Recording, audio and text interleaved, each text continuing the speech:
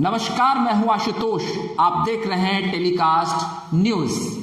जी हां, दिल्ली से जब बिहार के पूर्व मुख्यमंत्री कर्पूरी ठाकुर को भारत रत्न देने का ऐलान किया गया, तब बिहार की सियासत हिल गई। बिहार की कई प्रमुख पार्टियां जो बीजेपी के विरोध में सुर लगाते थे, उनकी भी सियासी जमीन हिल गई। सबको यह समझ में नहीं आया कि आखिर केंद्र सरकार, दिल्ली की सरकार ने जिस प्रकार से कर्पूरी ठाकुर को उनकी जयंती के ठीक एक दिन पूर्व भारत रत्न देने का सर्वोच्च सम्मान का ऐलान किया, तो अब क्या किया जाए। इस मसले पर न उन्हें तारीफ करता बन रहा था, न ही उन्हें इस मसले पर केंद्र सरकार को घेरने का कोई मौका दिख रहा था। बस सवाल यही उठ रहा था कि आखिर इस घोषणा का क्रेडिट कैसे लिया जाए। तब कई पार्टियां ये कहने लगी कि हम तो लंबे वर्षों से यह मांग कर रहे थे कि कर्पूरी ठाकुर को भारत रत्न दिया जाए। बहरहाल इन सब के बीच इस बात से इनकार नहीं किया जा सकता है कि कर्पूरी के पदचिन्हों पर बिहार में अगर कोई चला है तो वो मौजूदा दौर के मुख्यमंत्री नीतीश कुमार ही हैं।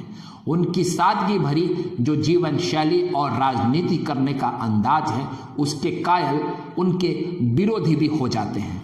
हाल के दिनों में जिस प्रकार से प्रधानमंत्री नरेंद्र मोदी के साथ नीतीश कुमार की तनातनी रही और एनडीए से नीतीश कुमार ने नाता तोड़ा था, उसके बाद भी प्रधानमंत्री नरेंद्र मोदी की पसंद नीतीश कुमार बने हुए थे। जी हां, मौजूदा दौर में उनके विरोधियों की अगर हम बात करें तो उड़ीसा के मुख्यमंत्री नवीन पटनायक और बिहार के मुख्यमंत्री नीतीश कुमार उनके पसंदीदा नेताओं में से एक हैं, क्योंकि उनकी सादगी भरी जीवन शैली और बेदाग छवि और राजनीति करने का अंदाज काफी उन्हें लुभाता है।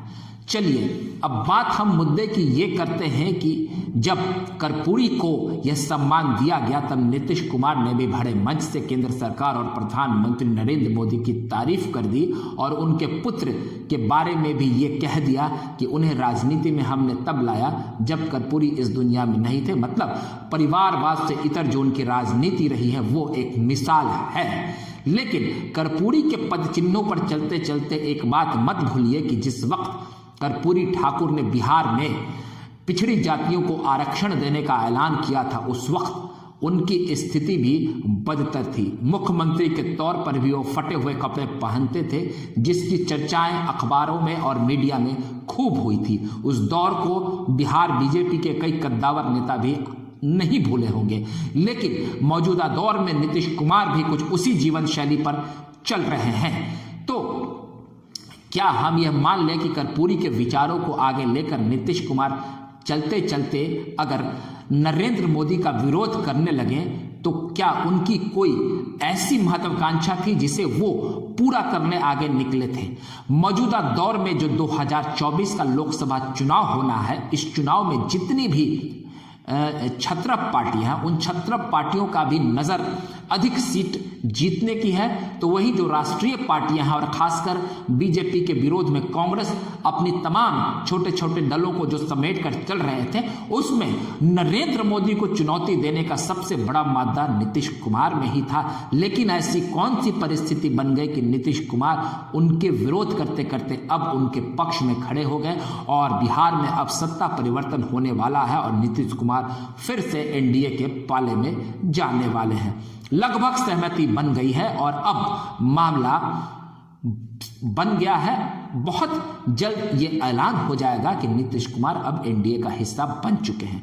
हालांकि जो आधिकारिक सूत्र हैं उन्होंने ये पुष्टि कर दी है और तमाम टीवी चैनल से लेकर अखबारों में और यूट्यूब पर ये बातें चल रही है कि अब नीतीश कुमार एनडीए का हिस्सा होने जा रहे हैं। तो ऐसी कौन सी परिस्थिति थी ये आप जान लीजिए।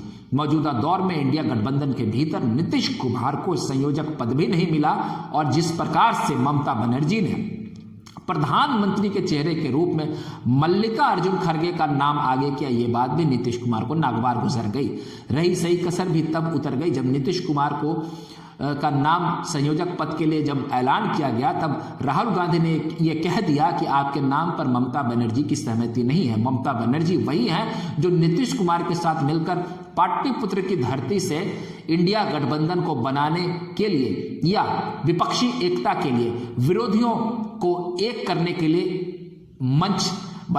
एक मंच का निर्माण करने आई थी और यहां से हुंकार केंद्र सरकार को भरने की कोशिश की गई थी और उस हुंकार को नीतीश कुमार ने भरा था। तब ममता बनर्जी ने ही उनका भरपूर साथ दिया था और नीतीश कुमार ने राष्ट्रीय स्तर पर इस गठबंधन को बनाने के लिए खूब मेहनत की। लेकिन वही नीतीश कुमार अब उनके पाले से निकलकर एनडीए में दोबारा जा रहे हैं, अपने पुराने सहयोगियों के पास जा रहे हैं।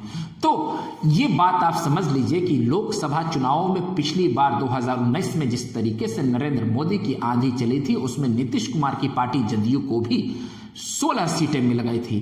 तो नीतीश कुमार ये बात बखूबी समझ रहे होंगे कि ये लोकसभा का चुनाव है और इस बार भी अगर कुछ ऐसी परिस्थिति हुई या न भी हुई तो उनकी सीटें काफी कम हो जाएगी। अगर मसलन इंडिया गठबंधन बिहार में लड़ती और नीतीश कुमार उसमें रहते तो 39 सीटें जो एनडीए ने पिछली बार जीती थी, तो इस बार इंडिया कितनी सीटें जीत पाती है, एक बहुत बड़ा सवाल है। और उन सीटों में नीतीश कुमार के पाले में कितनी सीटें आती, मतलब साफ है कि 16 में से आधे की आधी सीटें वो जीत पाते, इस बात पर भी बहुत चंचल है। वहीं आप एक दूसरा तथ्य भी देख लीजिए, 2019 के चुनाव में जितनी पार्टियों को जो वोट प्रतिशत मिला था उसमें बीजेपी का वोट प्रतिशत 29 था और वहीं नीतीश कुमार का वोट प्रतिशत 22 था। जबकि 19 से पहले 14 की बात करें तो नीतीश कुमार का वोट प्रतिशत बिहार में 14 से 15% था, मतलब 19 में 22% जो उनका वोट प्रतिशत था और सीटें भी बढ़ी।